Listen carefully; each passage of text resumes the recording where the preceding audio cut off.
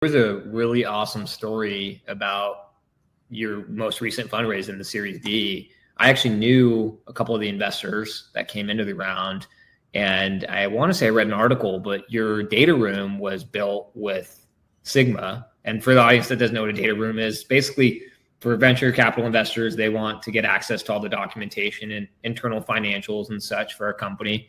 And so you usually store that in a data room, but whatever was stored in your data room was built with Sigma.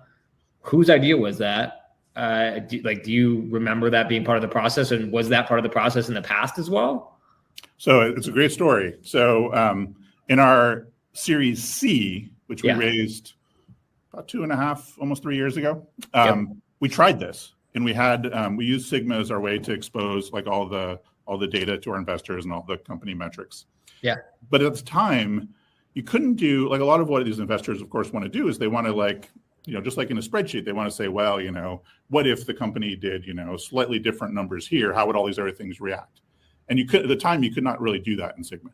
So what we found is that we exposed the data to them in Sigma, but they all downloaded it and built different, models and spreadsheets. Right. With the Series D this spring, we built a feature, and a lot of our work over the last couple of years has been to allow write back and to allow people to actually say, I want to change this value and see how everything reacts.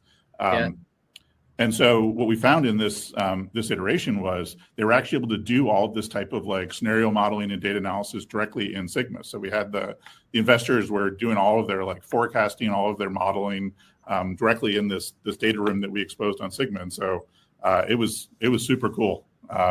And a lot of fun for our team to build.